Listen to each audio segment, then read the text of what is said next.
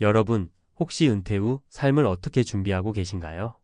요즘엔 은퇴라고 하면 더 이상 나이 들어서 사회생활에서 물러난다는 의미보다 인생 2막을 위한 새로운 출발처럼 여기는 분들이 많잖아요. 우리 부모 세대는 직장에서 정년퇴직하는 순간 사실상 인생도 퇴장한다는 분위기가 팽배했지만 요즘은 그렇지 않죠. 수명이 늘어나면서 60대, 70대에도 새로운 일을 찾아 활발하게 활동하는 사람이 많아졌습니다. 그런데 그만큼 실패 사례도 늘어나고 있다는 게 문제예요. 오늘은 65세 전직 대기업 간부, 식당 창업 한 방으로 무너진 꿈 파산 위기에 몰렸다. 라는 제목으로 이야기를 해보려고 합니다. 사실 듣기만 해도 가슴이 철렁하지 않나요? 평생 회사 생활하면서 나름의 소득과 지위를 누려왔던 사람이 은퇴 후 단 한 번의 도전으로 경제적 타격을 크게 입게 됐다는 이야기는 생각보다 흔하게 들립니다. 왜 이렇게 많은 은퇴자들이 제2의 삶을 준비하다가 난관에 빠질까요? 저도 주변을 보면 정년퇴직을 앞두고 은퇴 후 뭘 하면 좋을까? 하고 고민하는 분들을 자주 봅니다. 그리고 누구나 한 번쯤은 식당, 카페 혹은 다른 자영업을 꿈꿔보잖아요. 하지만 현실은 녹록지 않습니다. 이번 글에서는 은퇴 후 창업을 고민하시는 분들 혹은 이미 도전을 했다가 예상치 못한 고배를 마시고 계신 분들을 위해 몇 가지 실제 사례를 들어보려 해요. 제가 알고 있는 사례들을 구어체로 풀어가며 우리가 미리 조심할 점은 뭔지, 실패를 줄이기 위한 방법은 뭔지 같이 생각해 보도록 합시다. 1.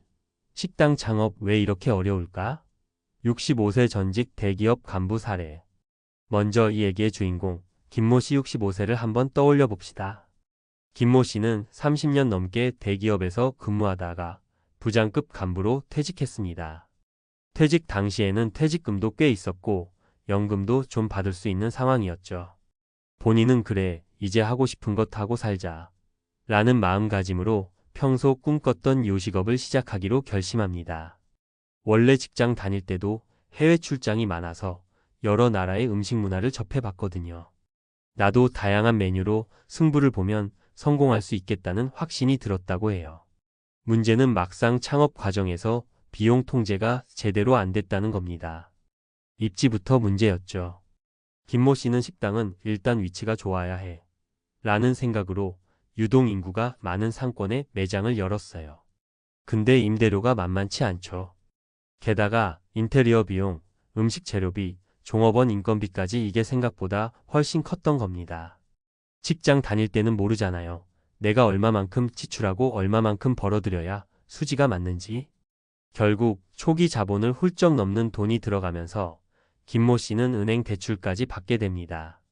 조금만 버티면 매출이 오를 거야 라고 스스로 다독였지만 경쟁이 워낙 치열하다 보니 어느 순간부터는 월세와 인건비도 제대로 감당하지 못하게 됐습니다. 결국 식당 문을 연 지 1년 남짓 만에 가게 문을 닫았고 남은 건 빚더미였다고 해요. 믿고 있던 퇴직금은 이미 바닥났고 연금으로 매달 대출이자 내기도 빠듯한 상태가 됐죠. 평생을 일해온 커리어가 무색해질 정도로 단 한 번의 창업 실패로 은퇴 자금이 크게 훼손된 겁니다. 김모 씨는 내가 너무 쉽게 생각했어. 회사에서 일 잘한다고 창업까지 잘하는 게 아니더라라고 씁쓸하게 말하셨다고 해요.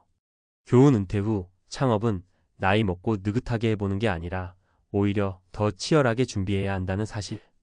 회사에서 배운 노하우가 자영업에 그대로 통하진 않는다는 점도 잊지 말아야 합니다. 2. 편의점 운영 꿈꿨던 58세 부부의 눈물. 두 번째 사례는 조금 다를 수 있는데요. 편의점 운영을 시작했다가 한순간에 삶이 꼬여버린 이야기입니다. 58세 부부 박 씨와 이 씨 부부라고 할게요. 두 분은 그동안 맞벌이로 성실히 살다가 어느 정도 여유가 쌓이자 퇴직 후에는 함께 할 수 있는 일을 해보자라고 생각했죠. 부부가 운영하는 편의점 생각만 해도 참 평온해 보이잖아요. 문제는 편의점이란 게 24시간 문을 닫지 않는 경우가 많다는 겁니다. 밤낮 없이 운영해야 하니 부부가 교대로 가게를 지키는데 체력이 점점 바닥나더라고요. 물론 본사 지원이 있긴 하지만 매달 로열티도 내야 하고 근무 시간을 늘리면 그만큼 인건비 절감이 될 거라 해서 조금이라도 더 남길 욕심에 두 분이 직접 가게를 지키는 시간을 최대한으로 늘렸어요. 처음 몇 달은 매출이 꽤 괜찮았지만 근처에 새로운 편의점이 연달아 들어서면서 경쟁이 치열해졌습니다. 이익률이 점점 줄어들자 그때부터는 도저히 부부 둘이 감당하기 힘든 일정과 체력 소모가 시작됩니다. 이 나이에 이렇게 밤새워가며 장사를 해야 하나 싶은 생각이 드는데 계약 기간이 있으니 쉽게 그만둘 수도 없고요. 월세 내야지, 본사 로열티 내야지, 공과금도 무시 못하죠. 말 그대로 숨만 쉰다고 돈이 다 빠져나가는 느낌입니다. 결국 1년이 채 안 돼서 몸이 버티지 못했고 두 분은 편의점을 처분하기로 결심합니다. 그런데 매출이 그리 좋지 않으니 가맹점을 넘기기도 쉽지 않았죠. 계약 위약금이나 초기 투자비를 제대로 회수하지 못했어요. 이 과정에서 또 한 번 대출을 받게 되었고 결국 나중에 남은 빚 정리하느라 애를 먹었다고 해요. 박 씨 부부는 우린 그저 은퇴 후에도 월세 감당하면서 소소하게 살고 싶었는데 편의점이 이렇게 힘든 줄 몰랐다고 토로하시더라고요. 교훈 은퇴 후에는 무엇보다 내 몸과 마음이 이 일을 몇 년간 버틸 수 있을지 현실적으로 고려해야 합니다. 그리고 가맹점 계약 같은 사업 구조는 수익보다 월세, 로열티 등 고정비가 크게 잡아먹을 수 있으니 꼼꼼하게 따져봐야 해요. 3. 영어학원 차렸던 62세 퇴직 교사의 좌절. 세 번째 사례는 언뜻 보면 전공을 살린 창업인데도 실패한 경우예요. 62세에 정년 퇴직을 한 최모 씨는 중학교 영어 교사 출신입니다. 교직 생활 35년, 영어 교육 쪽으로는 잔뼈가 굵은 분이죠. 내가 평생 가르치면서 쌓은 노하우가 있는데 퇴직하고 학원을 열면 경쟁력 있지 않겠어? 라는 생각에 무작정 학원을 열었어요. 그리고 이건 의외로 잘 될 것 같잖아요? 실제로 학원가를 보면 퇴직 교사 출신 원장님들 종종 보이니까요. 그런데 현실은 그렇게 만만치 않았습니다. 가장 큰 이유 중 하나가 교육 트렌드의 급변이었어요. 요즘은 대형 프랜차이즈 학원 시스템이 워낙 탄탄하게 잡혀 있고 온라인 플랫폼으로 수업을 하는 경우도 많아서 개인 학원 한두 군데가 경쟁력을 갖기 쉽지 않더랍니다. 게다가 학생들 취향이 예전과 많이 달라졌어요. 본인이 30년 전, 20년 전 교재 스타일에 익숙하다 보니 요즘 학생들이 뭘 좋아하고 어떤 자료를 활용해야 하고 어떻게 마케팅을 해야 하는지 감을 잡기가 어려웠던 겁니다. 첫 해에는 그래도 퇴직 교사라는 이력을 보고 찾아온 학부모들이 좀 있었지만 생각보다 학생 수가 늘지 않아서 적자 운영을 계속했대요. 코로나 시국까지 겹쳐 온라인 수업으로 전환하는데 그것도 또 큰 비용이 들었죠. 마이크나 카메라 같은 장비는 물론 온라인 플랫폼 구독료 등 생각지도 못한 지출이 많았다고 합니다. 결국 2년이 채 안 돼서 문을 닫았고 적지 않은 퇴직금이 고스란히 날아갔어요. 최모 씨는 내가 평생 교육 현장에 있었는데 세상은 내가 생각했던 것보다 훨씬 빠르게 변하더라. 혼자서 모든 걸 감당하기엔 버거웠다고 말씀하시더라고요. 교훈 은퇴자라 하더라도 새로운 업계와 환경에 발맞추려면 꾸준한 공부와 시장 조사, 그리고 마케팅 감각이 필요합니다. 아무리 내가 예전부터 이 분야에 몸담았다고 해도 시장 자체가 크게 변하면 그 지점에 대해 다시 학습해야 한다는 거죠. 그럼 우리는 은퇴 후 어떤 선택을 할 수 있을까? 위 사례들을 보면 참 마음이 무거워집니다. 내가 다니던 직장 그만두고 이런저런 계획 짜놓은 게 정말 제대로 된 걸까? 하고 두려움이 생기는 게 당연해요. 하지만 그렇다고 아예 은퇴 후에 아무것도 하지 말라는 이야기는 아닙니다.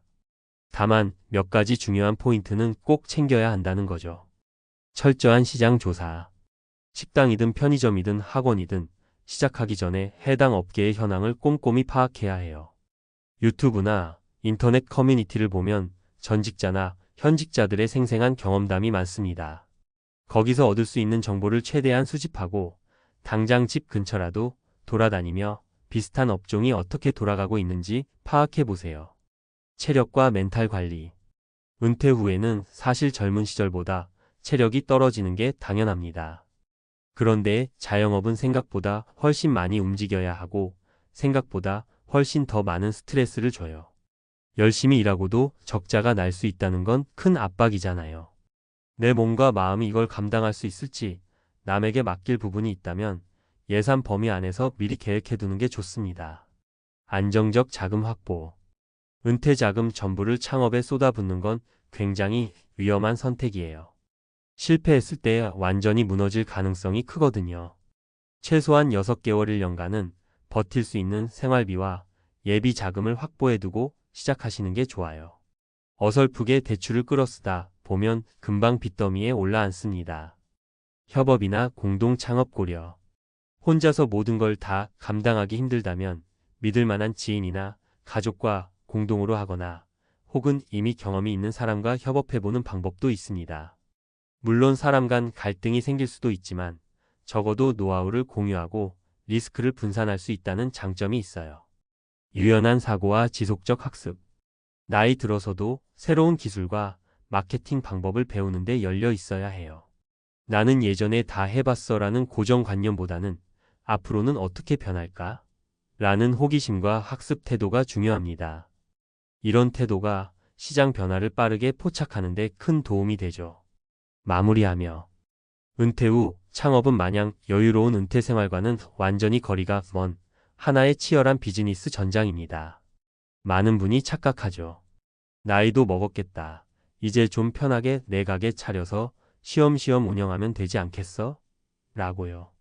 그런데 현실은 정반대일 때가 많습니다.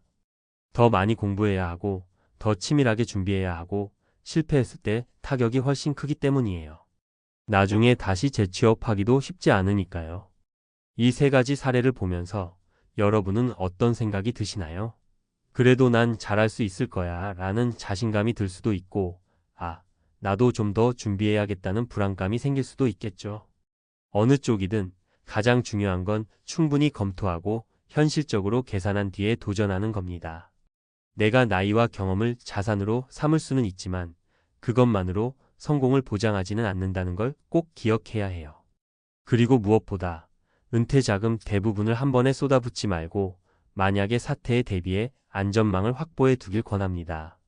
다른 선택지, 예를 들어 파트타임으로 일을 시작해 본다거나 소규모로 먼저 테스트를 해보는 것도 좋습니다. 우리가 직장에서 일할 때도 시뮬레이션과 파일럿 테스트를 많이 하잖아요. 창업이라고 다를 게 없어요.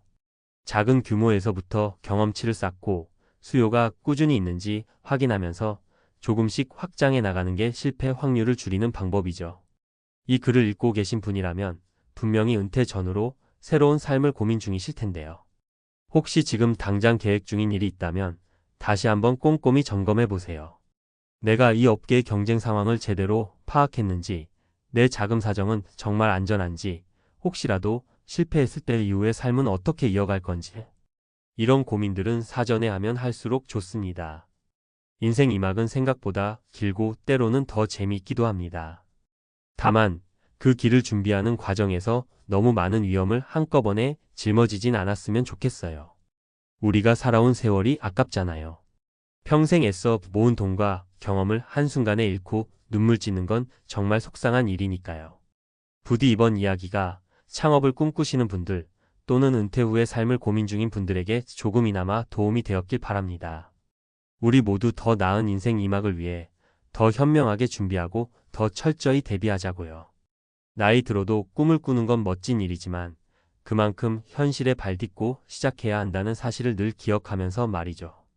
여러분의 은퇴 후 인생 2막이 밝고 안전한 길로 이어지길 진심으로 응원합니다.